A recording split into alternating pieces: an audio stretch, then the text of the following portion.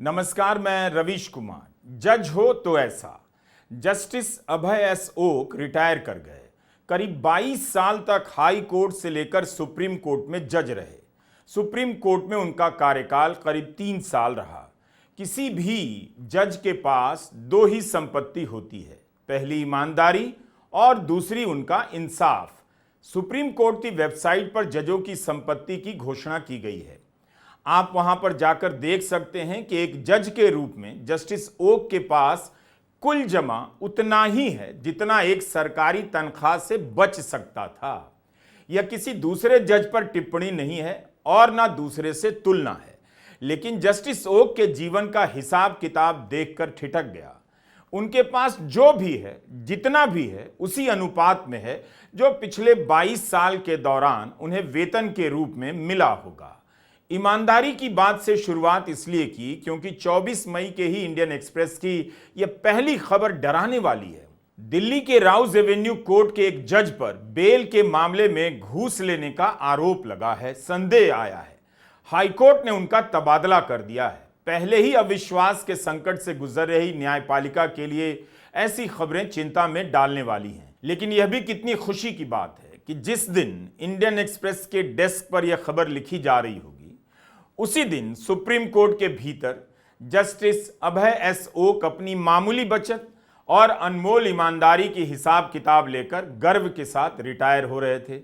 उनके काम की किताब को देखकर आप इत्मीनान कर सकते हैं कि इसी 11 साल के तूफान में किसी ने अपनी ईमानदारी के दिए को जलाए रखा।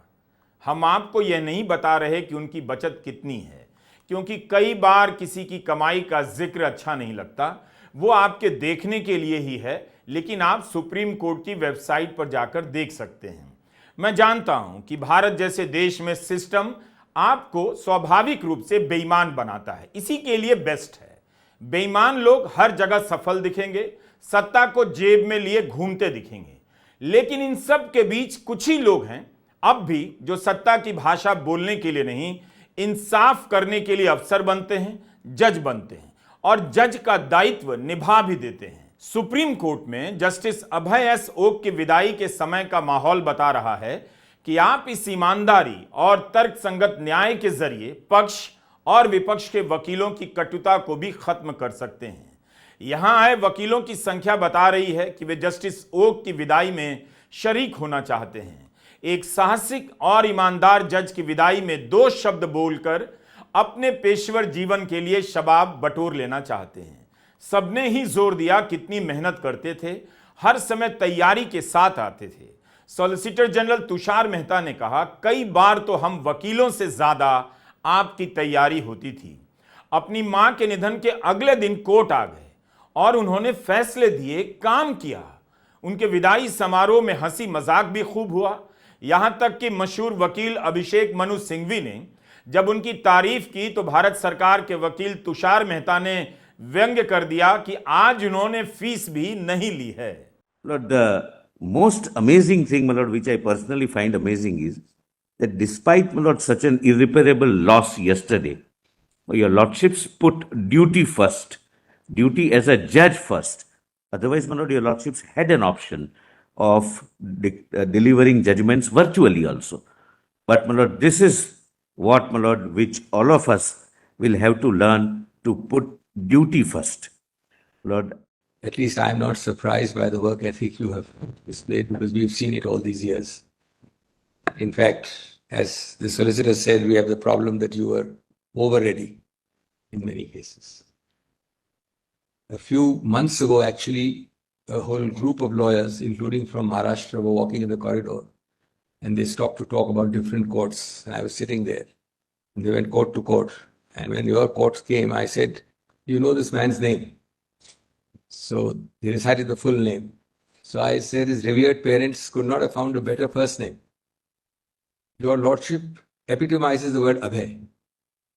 Absolutely ramrod, unconcerned about anything except what you think is right. You may be wrong, but what you think is right comes first.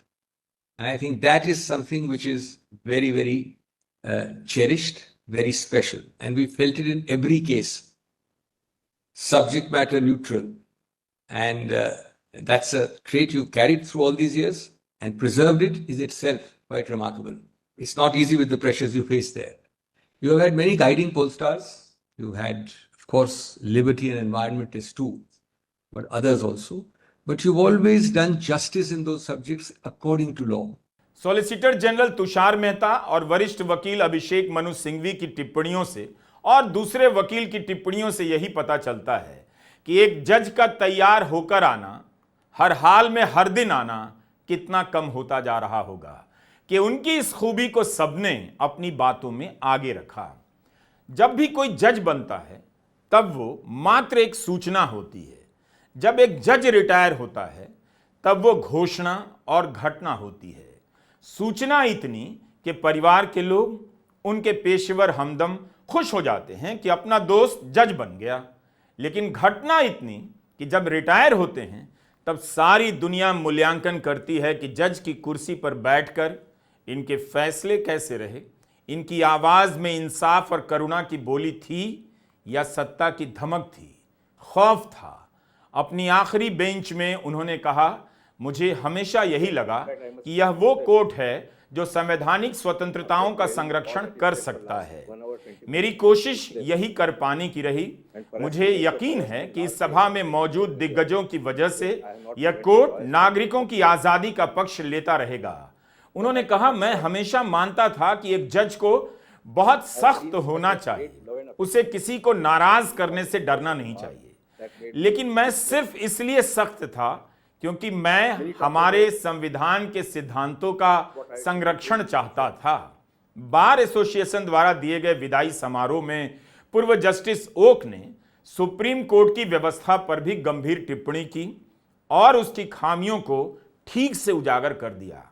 कम लोग होते हैं जो इस तरह के नैतिक बल के साथ अपने संस्थान से विदा लेते हैं। उन्होंने कह दिया कि सुप्रीम कोर्ट को लोकतांत्रिक और पारदर्शी तरीके से काम करना चाहिए। हाई कोर्ट की तुलना में सुप्रीम कोर्ट कम पारदर्शी है और लोकतांत्रिक है। हाई कोर्ट में 5 जजों की एक कमेटी होती है जो सारे बड़े फैसले लेती है, लेकिन जब सुप्रीम कोर्ट आया वहां ऐसा नहीं पाया। उन्होंने कह दिया कि कोर्ट में केस की सेलेक्टिव लिस्टिंग उन्हें परेशान करती रही, इसे ठीक किया जाना चाहिए। Somehow I found during last 3 years and more that the Supreme Court is Chief Justice centric court, and I think we need to change that, because Supreme Court is a court of 34 judges who come from different areas of our country, and therefore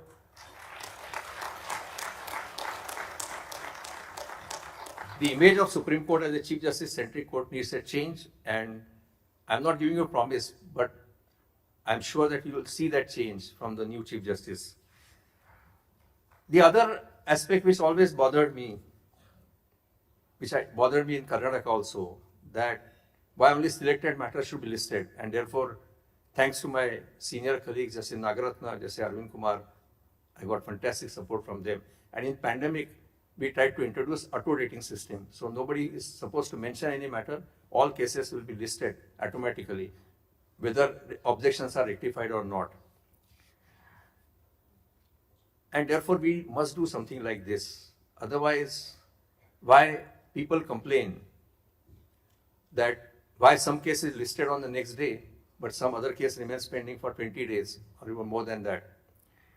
And perhaps one solution which I found was, in High Court there is a fixed roster, and once there is a fixed roster, even that does not give discretion even to the Chief Justice. All matters are listed before appropriate benches as per the roster.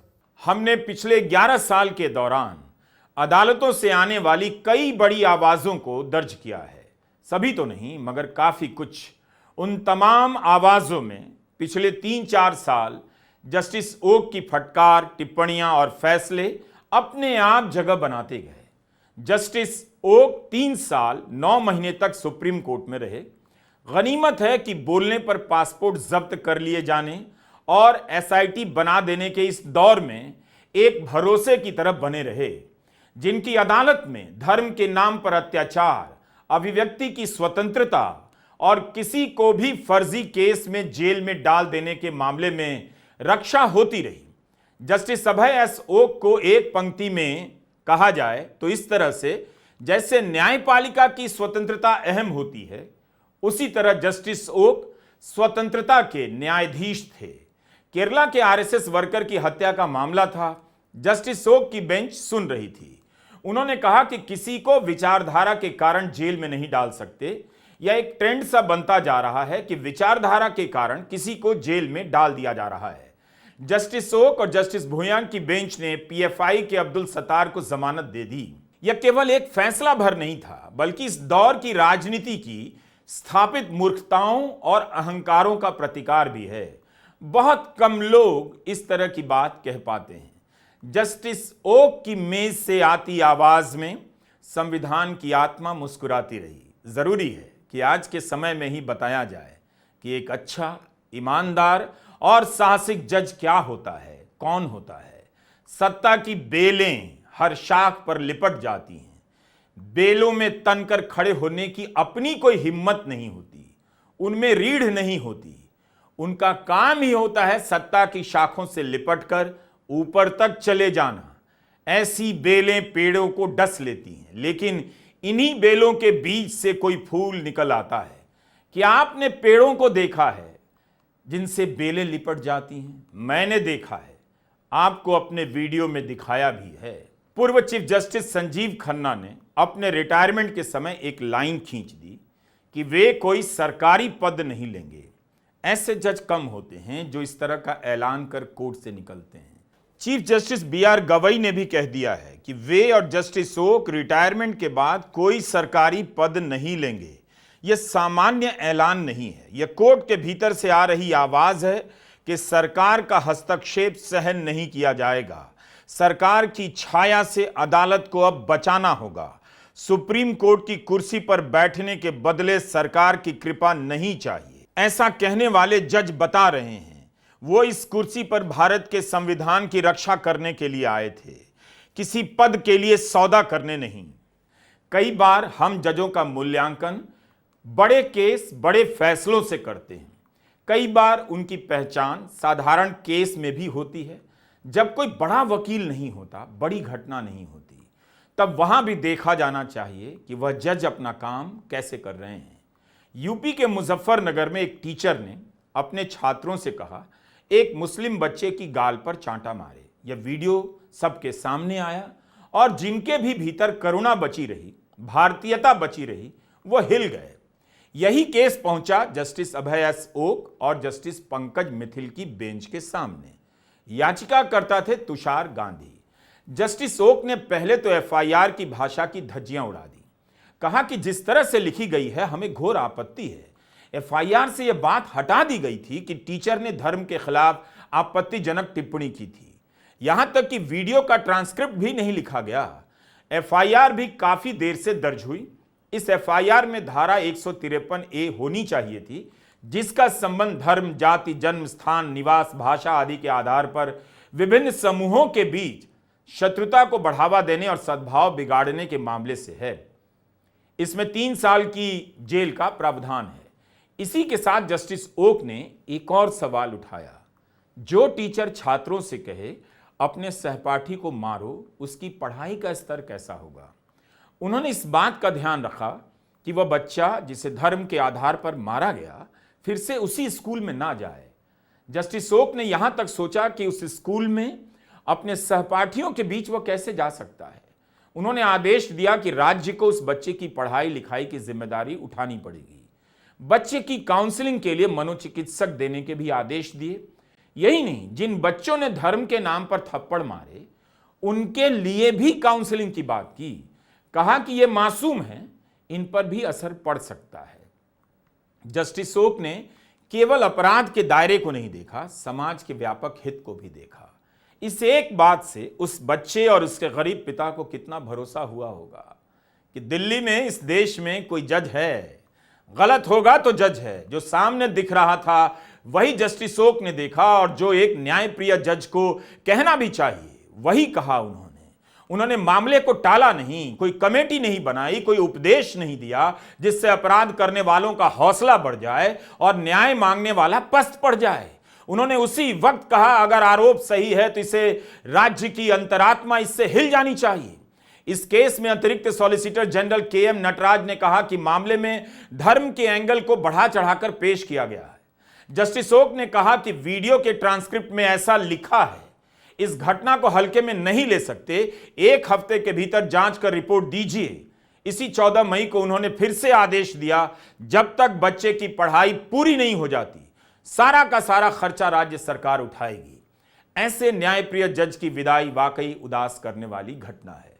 खुलकर बोलते रहे कि आम आदमी का अदालतों में भरोसा कम हुआ है, जमानतें नहीं मिलती हैं, देर तक मामले लटकाए जाते हैं। बार और बेंच दोनों से कहा कि न्याय की क्वालिटी अच्छी नहीं है, बल्कि उचित दरों पर न्याय की गुणवत्ता की बात की।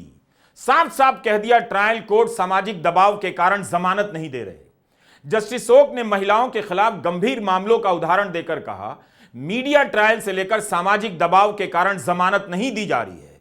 उन्होंने यह भी कहा कि जो नए कानून बने हैं उनमें जमानत को और मुश्किल बनाया गया है। उन्होंने कहा कि सुप्रीम कोर्ट में उनके सामने लंबित 30% मामले ऐसे हैं जिनमें बेल खारिज कर दी गई। इस तरह से उन्होंने ट्रायल कोर्ट की भी आलोचना कर दी और सुप्रीम कोर्ट की भी। जो सुप्रीम कोर्ट कहता रहा हो कि बेल देना नियम है, जेल भेजना अपवाद है, उस सुप्रीम कोर्ट ने 30% मामले में जमानत खारिज की। यह कोई साधारण आलोचना तो नहीं है। यह आलोचना कोर्ट के लिए नहीं होती है, आप जनता के लिए भी होती है कि आप देखिए कि सरकार और न्यायपालिका में क्या चल रहा है, उसके हितों को किस तरह से कुचला जा रहा है। जनता समझे कि न्यायपालिका के भीतर निष्पक्ष न्याय कितनी है और भीड़ का दबाव कितना है। कांग्रेस सांसद इमरान प्रताप गढ़ी का मामला जस्टिस अभय एस ओक की बेंच के सामने पहुंचा। उनके फैसले से पता चल जाता है कि ऐसे मामले सुप्रीम कोर्ट तक आए ही क्यों। यह दिख जाता है कि न्याय का ढांचा कितना चरमरा गया है, उसकी सीढ़ियां कितनी दरक गई। मामूली बातों में भी नीचे के स्तर पर न्याय नहीं मिल रहा। इमरान प्रताप गढ़ी की कविता पर एफआईआर के मामले में जस्टिस अभय एस ओक और जस्टिस उज्जवल भुइयां की पीठ ने ही कहा था, 75 साल बाद पुलिस को अब अभिव्यक्ति की आजादी को ठीक से समझ लेना चाहिए। जस्टिस ओक ने उनकी कविता की बाकायदा व्याख्या कर दी। यह काम सुप्रीम कोर्ट को क्यों करना पड़ा? यही काम नीचे की अदालतों में क्यों नहीं हो सका? किस आधार पर निचली अदालतों में फैसले हो रहे हैं, इसे लेकर जनता को सतर्क रहना चाहिए, नजर रखनी चाहिए और खूब बहस करनी चाहिए। वरिष्ठ वकील कपिल सिब्बल ने ठीक कहा कि यह बात अदालत को भी समझनी होगी। इस केस में गुजरात सरकार की तरफ से सॉलिसिटर जनरल तुषार मेहता ने तर्क दिया, सोशल मीडिया एक खतरनाक उपकरण है और लोगों को जिम्मेदारी से काम करना चाहिए।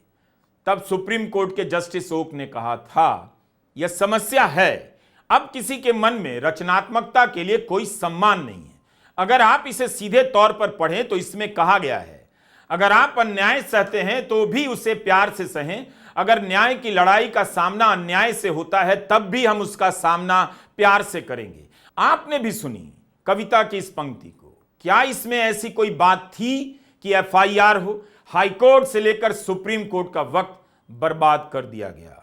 जज के फैसलों की समीक्षा में यह भी शामिल होना चाहिए, निरंतरता कितनी है। एक फैसले, एक केस से चर्चा में छाने की प्रवृत्ति तो नहीं। संविधान की भावना, आत्मा, अंतरात्मा की निरंतरता है या नहीं। देखिए, जस्टिस अभय एस ओक ने इमरान प्रताप गढ़ी के केस में जो कहा, वही बात कुछ दिनों के बाद उन्होंने विकिपीडिया बनाम एएनआई के केस में कही। समाचार एजेंसी एएनआई चाहती थी उस पर जो पेज बना है विकिपीडिया हटा दे। विकिपीडिया ने विरोध किया। यह एक खुला प्लेटफॉर्म है जहां लोग संदर्भों के साथ जानकारियां अपलोड करते हैं और यह फ्री में आप सभी के लिए उपलब्ध है। दिल्ली हाई कोर्ट से होता हुआ यह मामला सुप्रीम कोर्ट पहुंचा। एएनआई के बारे में जानने के लिए आप कैरवां का एक विशेष अंक जरूर पढ़िए। गूगल सर्च करेंगे तो काफी कुछ मिल जाएगा। तो इस केस को जस्टिस अभय एस ओक और जस्टिस उज्जवल भुइयां की पीठ के सामने लाया गया। बेंच ने दिल्ली हाई कोर्ट का फैसला पलट दिया, कहा कि यह काम अदालत का नहीं है बताना कि कौन सा पेज हटाया जाए, कौन सा नहीं। जस्टिस ओक ने कह दिया कि अदालत खुली संस्था है, कोर्ट में क्या चल रहा होता है उसे रिपोर्ट करने से किसी को नहीं रोका जा सकता। जस्टिस भुइयान ने कहा कि कोर्ट का काम नहीं मीडिया को बताना कि क्या डिलीट करना है। मीडिया और न्यायपालिका लोकतंत्र के मजबूत स्तंभ हैं। दोनों को एक दूसरे का पूरक होना चाहिए। अदालतें कानूनी प्रक्रिया की रिपोर्टिंग पर रोक लगा सकती हैं, बशर्ते इसका प्रमाण तो हो कि इसे लेकर पूर्वाग्रह पैदा करने की कोशिश हो रही है, कोर्ट की कार्यवाही पर असर डालने की कोशिश हो रही है। कम से कम कुछ तो आधार होना चाहिए कि कब रोक लगाना है। इन फैसलों से यही पता चलता है कि जस्टिस ओक नागरिक अधिकारों के रक्षक थे। इमरान प्रतापगढ़ी के केस में एफआईआर रद्द करते हुए उनकी बेंच ने कहा था, नागरिक होने के नाते पुलिस अफसरों का दायित्व है कि अधिकारों की रक्षा करें। कमजोर दिमाग वाले या जिन्हें लगता है कि हर आलोचना उन पर हमला ही है, उनके हिसाब से भारतीय न्याय संहिता की धारा 196 नहीं लगाई जा सकती। ऐसे मामलों का मूल्यांकन साहस के साथ करना चाहिए। हमने कई बार कहा है कि जब कुछ कहने के आधार पर भारतीय न्याय संहिता की धारा 173(3) लगाई जाती है तो मौलिक अधिकारों की भी रक्षा जरूरी है। प्रोफेसर अली खान महमूदाबाद के केस में जस्टिस ए सूर्यकांत की टिप्पणियां याद आ गई। खैर छोड़िए, आज की तारीख में पुलिस झुक तो गई है, वह भयंकर राजनीतिक दबाव में लगती है। पुलिस और एफआईआर के सहारे लोगों को डराया जा रहा है। जो भी सवाल पूछ रहा है, याद दिला दे रहा है मोदी सरकार को, उसे मुकदमों में फंसाया जा रहा है। जस्टिस ओक ने पुलिस को भी सुना दिया कि आपका काम नागरिक अधिकारों की रक्षा करना है, आपको साहस के साथ इसका मूल्यांकन करना चाहिए। ईडी को कितनी बार उनकी कोर्ट में फटकार मिली है, अनगिनत बार। हमने कई बार उनकी कोर्ट की टिप्पणियों को कवर किया। 5 मई 2025 को सुप्रीम कोर्ट के जस्टिस ओक ने छत्तीसगढ़ के कथित आबकारी घोटाले के मामले में सुनवाई कर रहे थे और सुनवाई करते हुए उन्होंने कह दिया, हमने बहुत बार ईडी की शिकायतों में यह देखा है, एक पैटर्न है बिना कोई संदर्भ दिए हुए आरोप लगा देने का। इसी तरह से जुलाई 2024 में छत्तीसगढ़ के कथित राशन घोटाला को लेकर जस्टिस एएस ओक और जस्टिस ऑगस्टिन जॉर्ज मसीह की बेंच ने ईडी की खूब आलोचना की। कहा, ईडी 4 साल से जांच कर रही है और ट्रायल तक शुरू नहीं हुआ। जस्टिस ओक के फैसलों और टिप्पणियों से पता चल रहा था कि मोदी सरकार किस तरह काम कर रही है, किस तरह उसकी एजेंसियां लोगों को फंसा रही है, जेलों में डालकर सड़ा रही है।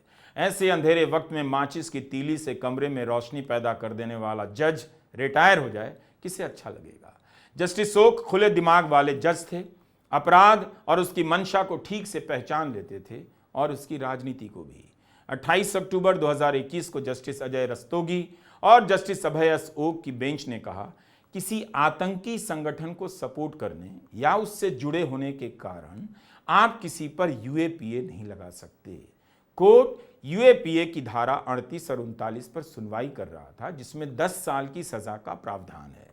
अगस्त 2024 में जस्टिस ओक और जस्टिस मसीह की बेंच ने कहा, यूएपीए जैसे कानून में भी बेल नियम और जेल अपवाद का सिद्धांत मान्य है।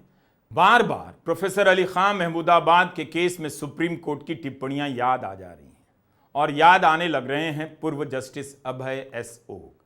पर्यावरण के मामले में उन्होंने नेशनल ग्रीन ट्रिब्यूनल के फैसले को आसानी से नहीं पलटा, पर्यावरण के मामलों की रक्षा की, सरकार को भी खूब घेरा।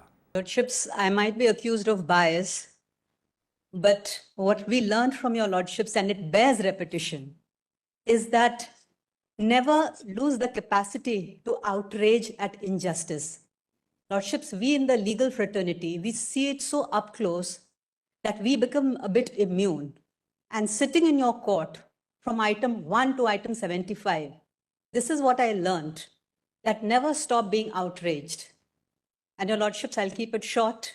As I've already said before, I'll proudly tell the posterity that I was an amicus in Justice Oak's court. As somebody said before me, we have always said, what is it that you look in a judge? And I remember in one of your sessions, it was said, spine, spine, spine, and spine. And I think you truly epitomize that, and that's what we look for in anyone who's here. अपने विदाई भाषण में justice okay ने एक बात कही, supreme court को chief justice केंद्रित नहीं होना चाहिए। यह बात ठीक भी है, सभी जज बराबर होते हैं, चीफ जस्टिस बस पहले गिने जाते हैं। इतना का ही अंतर है सिर्फ कि वे रोस्टर के मास्टर हैं, बाकी जजों से ऊपर नहीं हो जाते। कोर्ट की यही व्यवस्था है। सुप्रीम कोर्ट में जस्टिस ओक और जस्टिस भुयान की बेंच ने बहुत सारे फैसले दिए। दोनों की जोड़ी आईपीएल के जमाने में क्लासिक क्रिकेट खेलने वाले बल्लेबाज की रही, जिनका मकसद रन बनाने के साथ साथ क्रिकेट की आत्मा को भी बचाए रखना था और कौशल को भी। But everyone talked about second inning or third inning. When I was listening to this, I always thought that while sitting on the bench, I always believed, since you are using cricketing terminology, I am taking recourse to that. I played like a one-day match. And in one-day match, there is no second inning. And unfortunately, we don't have practice of impact players. So today, at least, I am not thinking about playing one more inning. It will take some time for me to reflect upon it. Karnataka high court के chief justice होने से पहले 13 साल तक Bombay high court में जज रहे। उससे पहले ठाणे की अदालत में प्रैक्टिस की। वकीलों का जीवन संघर्ष से भरा होता है, आसान नहीं होता। सफलताएं बड़ी होती हैं मगर रास्ता लंबा होता है। एक लेक्चर के दौरान जस्टिस ओक ने छात्रों से कहा, वकालत में संघर्ष से घबराना नहीं चाहिए। उन्होंने बॉम्बे हाई कोर्ट के पहले चीफ जस्टिस एमसी छागला का उदाहरण दिया और सुनाया कि एमसी छागला मोहम्मद अली जिन्ना के जूनियर थे। जिन्ना ने उन्हें कोई काम ही नहीं दिया। भूखमरी की नौबत आ गई, फिर भी एमसी छागला लगे रहे, वकालत करते रहे। और जब भारत आजाद हुआ तब किसी भी हाई कोर्ट के पहले भारतीय चीफ जस्टिस बने, बॉम्बे हाई कोर्ट में चीफ जस्टिस रहे। आपको याद होगा, हमने इसी साल 15 जनवरी 2025 के दिन इकबाल छागला के बारे में एक वीडियो बनाया था। इकबाल छागला बॉम्बे हाई कोर्ट के पहले चीफ जस्टिस एमसी छागला के बेटे थे। उनकी ईमानदारी और निष्ठा के किस्से वकीलों के बीच सुनाए जाते हैं। बॉम्बे बार एसोसिएशन के अध्यक्ष रहे। उनके कार्यकाल के दौरान एक बार जब 5 जजों के भ्रष्ट होने का मामला आया, तब अदालत की अवमानना का खतरा उठाते हुए भी इकबाल छागला ने इन जजों के खिलाफ प्रस्ताव पास करवा दिया।